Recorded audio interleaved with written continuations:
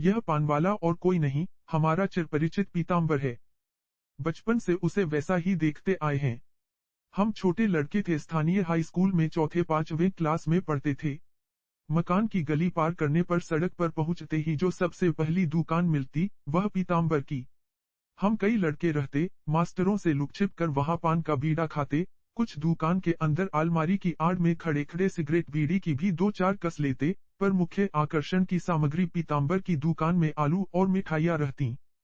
कभी कभी वह स्कूल से लौटने तक हम लोगों के लिए उटाए हुए दूध में केले मिलाकर रखता, कभी रबड़ी बना देता। स्कूल से लौटने पर थकामादा, भूख से व्याकुल हम लोगों का दल टिड्डियों की तरह पीताम्बर की दुकान पर टूट पड़ता, कोई मिठाई और रायता खाता, कोई कचालू, मटर, दूध केला, रबड़ी इत्यादि। पान खाना, बीड़ी सिगरेट फूंक लेना भी किसी किसी के लिए आवश्यक हो जाता था। घर में हमारी उम्र के लड़कों को ये नियामतें कहाँ नसीब हो सकती। पीताम्बर हमें हंसाता, बहलाता, खुद हंसता, परिहास करता और थोड़ी बहुत छेड़खानी करने एवं ताना मारने में भी न चूकता। हम में से सभी को घर से पैसे तो मिलते न थे, हम उधार खाते और पीताम्बर को भी खिलाते।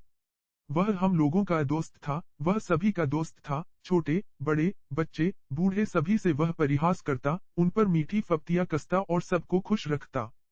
पीताम्बर तब किस उम्र का था, अब किस उम्र का है, यह बात हम तब भी नहीं जानते थे, अब भी नहीं जानते। उससे पूछने का किसी को साहस भी हो, वह तो सबको हंसी में उड़ा देता है। ऐसी खरी खोटी सुनाता, ऐसे ताने और व्यंग बाण मारता है कि अपने व्यक्तित्व को, निजी याद को पास ही नहीं फटकने देता। लोग हंसकर, गिगियाकर, खिसियाकर, कुढ़कर चुप हो जाते हैं। दूसरे ही क्षण वह उन्हें फिर खुश कर लेता है। वह कैसा ही आत्माभिमानी हो, परंतु यह कभी नहीं भूलता कि उन्हीं लोगों से उसकी गुजर चलती है। लेकिन पीताम्बर को हो क्या गया, तब से 20 साल बीत गए, हममें से बहुतों की शादियां और बाल बच्चे भी हो गए, भिन्न लोग कॉलेज की डिग्रियां लेकर बड़े बड़े ओहदों पर पहुंच गए, भारी भारी वेतन पाने लगे, कईयों ने कोठियां खड़ी कर दी, मोटर गाड़ियां खरीद लीं, पर पीताम्बर पीताम्बर वैसा ही रह गया है। तब कौन जानता था कि हमारे ही लिए विधाता ने भविष्य बनाया है। पीताम्बर के वास्ते भविष्य सी वस्तु का आविष्कार नहीं हुआ है, अथवा वह भूत, भविष्य और वर्तमान से है। सावन सूखा न भादो हरा। अर्थ लिए तो उसकी दुकान अपवाद थी ही, क्या प्रकृति के नियमों ने भी उसके लिए बदलना छोड़ दिया है। किसी तरह का भी तो बदलाव उसमें इन 20 सालों में नहीं आया, लेश मात्र नहीं, चिन्ह तक नहीं। वही आकृति, वही प्रकृति, वही कद, वही आदतें और वही दुकान। किसी में भी उन्नति अवनति के कोई लक्षण नहीं। अब वह आलू और मिठाई नहीं रखता तो इसलिए कि मोहल्ले में अब वैसे चटोर, खाने के शौकीन लड़के ही नहीं रह गए। लेकिन पान, सुपारी, सिगरेट, बीड़ी अब भी उसी प्रकार, उन्हीं जगहों पर दुकान में रखे हैं। चूने कत्थे के बर्तन भी वही पुराने पहचाने हुए हैं। चूने की लकड़ी घिस कट कर पतली पड़ गई है, कत्थे की पपड़ी जम जाने से और भी मोटी हो गई है। दुकान के बीचों बीच वही पुराना लैंप तगा है, जो उसके किसी मित्र की इनायत है। चिमनी के ऊपर का भाग टीन की पत्ती का बना हुआ है। सामने एक मझोले आकार का शीशा लगा है, जिसके पारे में धब्बे और चकत्तियां पड़ जाने के कारण कांच के पीछे से बीच में द्रौपदी का तिरछा रंगीन चित्र चिपका दिया गया है। अंदर के कमरे में मूज की एक चारपाई और बिस्तरा, खूंटी पर तगा कोट, सिगरेट दियासलाई के खाली डिब्बे, एक लोहे की अंगीठी और कुछ चाय का सामान रहता है। बाहर वही पुराना काठ का बेंच पड़ा है, जिस पर सुबह, शाम, दोपहर, हर वक्त दो चार दोस्त लोग बैठे गपशप करते, एक दूसरे की खिल्ली उड़ाते और शहर भर की बुराइयों एवं खराबियों की चर्चा करते हैं। उस बेंच से नित्य नई अफवाहों का आविष्कार एवं प्रचार होता, न जाने कितनी स्त्रियों की कलंक कथाएं, युवकों रसिकों की लीलाएं, भाग्यों के बनने बिगड़ने के खेल, जन्म मृत्यु के समाचार, गाँव, शहर, देश एवं विश्व के इतिहास का प्रवाह आने जाने वालों के मुखों से निसृत हो पीताम्बर के कर्णकुहरों में जाह्नवी की तरह समा गया। उसका क्या पता, क्या पार। वही उसका मानसिक भोजन है, जो उसकी अस्थि, रक्त, मज्जा, मांस बन गया है। अपने लड़कपन के मित्रों के साथ उसकी एक तस्वीर है, जो दुकान में गद्दी के ऊपर लटकी रहती है। कोई भी उस चित्र के गोल, सुडौल, भरे हुए मुख को, अंगों की गठन, बनावट, श्रृंगार को देखकर यह नहीं विश्वास करेगा कि वह यही पीताम्बर है। वह यह पीताम्बर है भी नहीं। वह 16-17 साल का, यूनिफॉर्म पहने, हाथ में हॉकी की स्टिक लेकर, अकड़कर, कुर्सी पर बैठा अमीरों और रईसों का अमीर दिल मित्र इस तंग दिल कोठरी में बैठा हुआ गरीब पनवारी कैसे हो सकता है। उसकी गोल चमकदार आंखों में गर्व और चालाकी भरी है, दरिष्टि गरिमा बाहर को फूट रही है। इसकी आंखें धसी हुई, लाल छड़ों से भरी, छिलका निकाल देने पर पिचकी हुई लीची की तरह गदली, करुणा, क्षोभ, प्रतिहिंसा बरसा रही हैं। उनके कोनों में कौओं के पंजे बन गए हैं। उस 16 साल के नवयुवक के मुखमंडल पर सुख सौकुमार्य स्वास्थ्य आशा और उत्साह की आभा है। इस अधेड़ का मुख जिसकी उम्र 30 से 50 साल तक कुछ भी कही जा सकती है, दुख, दारिद्र्य, निराशा, आत्मपीड़न, असंतोष का भग्न जीर्ण खंडहर है। गालों की गोल रेखाओं को संसार ने नींबू की तरह चूसकर टेढ़ा मेढ़ा विकृत कर दिया है। दुख से काटे हुए रात दिन के शेष चिन्हों की तरह बेमेल स्याह, सफेद, घनी, दाढ़ी मूछों ने जिन्हें हफ्ते में एक बार बनाने की भी नौबत नहीं आती, उस 16 साल के फूल को सुखाकर कांटों की झाड़ी से घेर लिया है। दुर्भाग्य के स्रोत की शीर्ण, शुष्क धाराओं की तरह सिकुड़े हुए भाल पर गहरी चिंता की रेखाएं पड़ गई हैं। नीले मुरझाए हुए ओठों के दोनों ओर नाक से मिली हुई दो लकोरों ने मनचाहा खाना न मिलने के कारण अनावश्यक मुख को दोनों ओर से दो घेरों में बंद कर दिया है। मुख का रंग धूप से जलकर काला पड़ गया है और उसका प्रत्येक चर्म सूजी के दाने की तरह शोकताप में पककर फूल गया है। रोड़े की तरह गले में अटकी हुई हड्डी मांस के सूख जाने से बाहर निकल आई है। वह चित्र भले ही हो, वास्तविक पीताम्बर यही है। दुबला, नाटा, अविकसित हड्डियों का ढांचा यह पीताम्बर, उसकी कलाइयां 2 अंगुल से अधिक चौड़ी नहीं, वे भी जैसे कसकर तंग चमड़े में बांध दी गई हों। उसके इकहरे जीर्ण चमड़े के अंदर से चर्बी का अस्तर कभी का गायब हो चुका है। रक्तहीन हाथों में नीली नीली फूली नाड़ियां और हथेलियों में चूने कत्थे से कटी रेखाओं की जालियां पड़ गई हैं।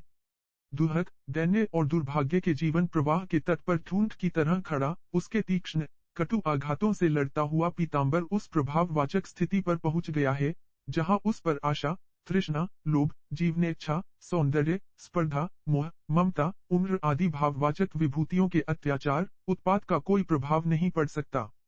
वर्तमान मनुष्यता, सामाजिकता, नैतिकता, धर्म, आचार, रूढ़ि रीतियों की कला का वह एक साधारण नमूना मात्र है।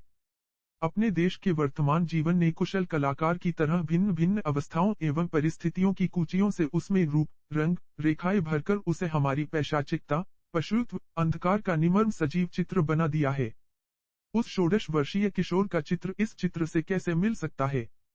वह सब समय की मानवीय प्रकृति को कला का नमूना था, यह हमारी इस समय की सभ्यता की मानवीय विकृति का नमूना है। पीताम्बर जात का तंबोली नहीं, वह अच्छे घराने का है। छुटपन में ही माँ बाप के मर जाने के कारण पीताम्बर अयाचित स्नेह के संरक्षण से वंचित हो गया। उसके भाई को, जो उससे 5 साल बड़ा था, यह समझते देर नहीं लगी कि अब उसे दूसरों की चापलूसी, खुशामद कर, उनको करुणा, दया को जागृत कर, उनके स्वभाव और इच्छाओं को अपनाकर, दूसरों की बुरी प्रवृत्तियों के सामने अपनी अच्छी प्रवृत्तियों का बलिदान कर, दबकर, सहकर, कुटकर, पिसकर जीवन निर्वाह करना है। मुक्तिश्रेयी माँ बाप उसकी शादी कर गए थे। एक असहाय, मूक, पंगु, अपने अंधविश्वासों से निर्मित मांस की लोथ, निष्प्राण, पतिप्राण सती का भार उस पर था। इसलिए लाचार हो वाणी में दीनता, आंखों में याचना, होठों में शर्माई हुई करुण हंसी भरकर सबके सामने आंखें झुकाना, माथा नवाना सीखकर यज्ञदत्त ने अपना स्वरूप बदल डाला। पड़ोस और शहर के लोग उसकी नम्रता, तत्परता पर मुग्ध हो गए, उसे जिला बोर्ड में दफतरी का काम दिला दिया। 15 रुपए वेतन मिलता, जिसमें 4 प्राणी किसी तरह जीवन व्यतीत करते। यज्ञदत्त में कोई खास बात न थी, वह जैसे ऐसे ही छोटे मोटे काम के लिए बना था। पर इसी यज्ञदत्त का भाई, उन्हीं माँ बाप की दरिद्र कोख से पैदा हुआ पीताम्बर अपने आत्माभिमान को न छोड़ सका, वह उस निर्धन घर का अमीर दिल प्रकाश था। उसके वैसे ही संस्कार थे। सृष्टिकर्ता ने उसे निर्माण करने में किसी प्रकार का संकोच या संकीर्णता न दिखाई थी। प्रकृति ने रईसों के लड़कों को और उसे समान रूप से अपने मुक्तदान, अपनी गुप्त शक्तियों का अधिकारी बनाया था। उसके स्वभाव में आत्मसम्मान प्रमुख और इच्छाएं गौण हो गई थीं। किसी के सामने झुकना, किसी के रोब में आना उससे न हो सकता था। माँ को वह खो ही चुका था, जिसके हाथों का स्नेह स्पर्श उसके अभिमान और हठीले स्वभाव के तीखे कोनों को कोमल, चिकना बना सकता। अभिमान केवल स्नेह के सामने झुक सकता है, उसे सहिष्णु साथी की जरूरत होती है। पर अपने भले बुरे के ज्ञान से अनभिज्ञ उस गरीब के लड़के को ऐसा कुछ भी न मिल सकने के कारण उसका अतृप्त अभिमान आत्मनिर्माण करने के बदले आत्मसंहारक हो गया। पीताम्बर उच्छृंखल, स्वतंत्र तबीयत का हो गया। आत्महीनता के पीड़ा जनक ज्ञान से बचने के लिए वह धनी युवकों से मित्रता स्थापित कर झूठा संतोष ग्रहण करने लगा। जीवनोपाय के लिए कोई हुनर, कोई उद्योग सीखने की ओर उसने कभी ध्यान ही नहीं दिया, जिससे पीछे उसे सच्चा संतोष मिल सकता। वह बड़ा तेज और होशियार था। बात की बात में शहर के अमीर लड़कों को अपने वश में कर, उनकी स्नेह सहानुभूति पर अधिकार प्राप्त कर, मौज उड़ाया करता। वह मनोरंजन के उन्हें नित्य नवीन उपाय बतलाता, जवानी की बहार लूटने को उत्साहित करता, उनमें साहस भरता और मुश्किल को आसान बनाकर अपने को उनके लिए आवश्यक बना लेता था। वह उनसे दबता न था, बराबरी का व्यवहार रखता था। उनके साथ पिकनिक में जाता, ताश खेलता, हॉकी, फुटबॉल, क्रिकेट में अपनी दक्षता दिखलाता, किसी के कुछ कहने पर या छेड़ने पर बिगड़ भी उठता। यदि वह वैसा उद्दंड, स्वतंत्र एवं आत्माभिमानी न होता और अपने मित्रों की जरा भी खुशामद कर सकता, तो आज वह फटेहाल न होता। अमीर जादों के साथ ऐश आराम में रहना सीखकर शीघ्र ही वह जीवन संग्राम की कठिनाइयों को झेलने और कठोर परिश्रम कर सकने में अक्षम साबित हो गया। जवानी का खुमार उतरने और होश आने पर उसने अपने को मोड़के पर लगाए हुए कौए की तरह और भी दयनीय, कुरूप एवं निकम्मा पाया। अपने भाई की गरीब गृहस्थी से, पास पड़ोस से, शहर से और खुद अपने से उसे घृणा होने लगी। वह और भी चिड़चिड़ा, दुराग्रही, हठी, निंदक, आत्मघातक और परद्रोही हो गया। उसके धनी मित्रों ने भी, जिनके साथ रहकर उसे अनेक प्रकार की कुटेवे और बुरी आदतें पड़ गई थीं, उसकी ऐसी दशा देखकर उसका साथ छोड़ दिया। वह न घर का रह गया न घाट का। चाय, पान, सिगरेट के लिए, सुस्वादु भोजन के लिए अब उसका जी तरसने लगा। सिनेमा, थिएटर उसे और भी जोर से अपनी ओर खींचने लगे। लाचार हो, अपने से तंग आकर उसने अपने गरीब भाई की जेब पर हाथ साफ करना शुरू किया। भाई उससे पहले से ही रुष्ट था, अब उसका ऐसा पतन देखकर उसने उसका घर में आना बंद कर दिया। सब तरह से निराश हो, अपमान, भय, लज्जा, क्षोभ, यातना, आत्मसम्मान, दारुण भूख प्यास से एक साथ ही ग्रस्त, पीड़ित, क्लांत एवं पराजित हो अंत में पीताम्बर ने एक तंबोली की दुकान में पान लगाने की नौकरी कर ली, पर वहां भी वह अधिक समय तक न ठहर सका। उसकी कुटेवें उसका दुर्भाग्य बन गई थीं। और एक रोज दुकान पर पान खाने को आई हुई एक वेश्या के रूप सम्मोहन के तीर से बुरी तरह घायल हो उसने शाम के वक्त चुपचाप गल्ले की संदूकची से 5 रुपए का नोट चुराकर अपनी विपत्ति निशा की कालिमा को एक रात के कलंक से और भी कलुषित कर डाला। उसका स्वास्थ्य अभी खराब नहीं हुआ था। उसके विवाहित जीवन, सबल इंद्रियों की स्वस्थ प्रेरणाओं का समाज अथवा संसार क्या मूल्य आंक सकता था, क्या सदुपयोग कर सकता था। फूल की मिलनेच्छा सुगंध कही जाती है, मनुष्य की प्रणयेच्छा दुर्गंध, उसे निर्मल समीर वाहित करता है, इसे कलुषित लोकापवाद। नरपुष्प के वीर्य का गीत गाता हुआ भौंगरा, नृत्य करता हुआ मल्यानिल स्त्री पुष्प के गर्भ में पहुंचा आता है। मनुष्य का वीर्य वैवाहिक स्वेच्छाचार की अच्छी कोठरियों, पाश्विक वेश्याचार की गंदी नालियों में, सहस्र प्रकार के गर्हित, नीरस, कृत्रिम मैथुनों द्वारा छिपे छिपे प्रवाहित होता है। यह इसलिए कि हम सब हैं, मनुष्य के मूल्य को, जीवन को, पवित्रता को समझ सकते हैं। असंख्य जीवों से परिपूर्ण यह सृष्टि एक ही अमर, दिव्य शक्ति की अभिव्यक्ति है। प्रकृति के सभी कार्य पुनीत हैं, मनुष्य मात्र की एक ही आत्मा है। हम ऐसे ऐसे दार्शनिक सत्यों के ज्ञाता एवं विधाता हैं, हम प्रकाशवादी हैं। खैर, दुकान का मालिक पीताम्बर को पुलिस के हवाले करने जा रहा था। उसके बड़े भाई ने बीच बचाव कर, हाथ जोड़कर, गिड़गिड़ाकर तंबोली के रुपए भर दिए और पीताम्बर को धिक्कार कर, उस पर गालियों की बौछार कर, अंत में लोगों के समझाने पर तरस खाकर उसके लिए निजी पान की दुकान खोल दी। तभी से हमारे कथानायक इस दुकान की गद्दी पर बैठकर पानवाले की उपाधि से विभूषित हुए। अवश्य ही वह कोई शुभ मुहूर्त रहा होगा कि उस पानवाले की गद्दी अभी तक बनी हुई है, भले ही वह नाम मात्र को हो। पर यहाँ से पीताम्बर का दूसरा दुर्भाग्य शुरू हुआ। वह क्रियाशील, निरंकुश पीताम्बर अब विचारशील और गंभीर हो गया। उसका रुद्ध आत्माभिमान कुंठित हो गया। वह निर्जीव, निर्बलात्मा, निश्चेष्ट, अस्थिमांस का पुतला मात्र रह गया। उसने यथाशक्ति अपने स्वभाव और प्रवृत्तियों के अनुसार अपने परिस्थितियों के संसार से लड़ने, जीवन संग्राम में विजय पाने का प्रयत्न किया था, पर वह निष्फल हुआ। संसार ने ही अंत में उस पर विजय पाई। क्या वह निर्धन युवक किसी भाग्य दोष से या अपने दोष से निरंकुश, उच्छृंखल अथवा आत्माभिमानी था? क्या गरीब के लड़के में ऐसे गुण शोभा नहीं देते? नहीं, नहीं, वह सुंदर, स्वस्थ, सशक्त, सचेष्ट, आत्मसम्मान से पूर्ण युवक गरीब का लड़का कैसे हो सकता है, जब प्रकृति ने अपने सब विभवों से संवारकर उसे धनीमानी बनाया था? वह युवक अपना सौंदर्य पहचानता था, अपने सुंदर स्वस्थ शरीर के प्रभाव से वह अनजान न था। युवावस्था की प्रवृत्तियों ने उसके मनःचक्षुओं के सामने जो एक सौंदर्य का स्वर्ग, आशा आकांक्षाओं का इंद्रजाल उछाल दिया था, अपने और संसार के प्रति जो एक प्रगाढ़ अनुरक्ति एवं उपभोग की सामर्थ्य पैदा कर दी थी, उसकी अमंद मादकता से, प्रबल आकर्षण से वह कैसे आत्मविस्मरित न होता। बाह्य जगत के जीवन संघर्ष का आघात लगते ही उसकी सहज प्रेरणा उसके अंदर एक आत्मविश्वास पैदा करती रहती थी कि उसके अभिमान का, उसके अस्तित्व का मूल्य आंकने वाला कोई मिलेगा, कोई अवश्य मिलेगा जो उसकी समस्त आशा आकांक्षाओं के लिए, प्रवृत्तियों की चेष्टाओं के लिए मार्ग खोल देगा।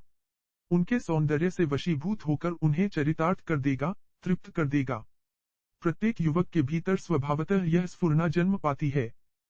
पर इस आत्मसंतोष के लिए धनी युवकों के पास जाना पीताम्बर की अनुभव, शून्यता एवं भ्रम था।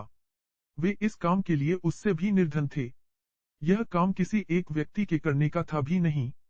इसका संचालक या संपादक हो सकता है हमारा सुव्यवस्थित, सामाजिक या सामूहिक व्यक्तित्व। सामाजिक एकता, सामाजिक सुव्यवस्था एवं समुन्नति व्यक्ति का विशद व्यक्तित्व है, जिसकी छत्रछाया में वह आत्मोन्नति कर सकता है, आत्मतृप्ति पा सकता है। समाज व्यक्ति की सीमा का सापेक्ष निःसीम है।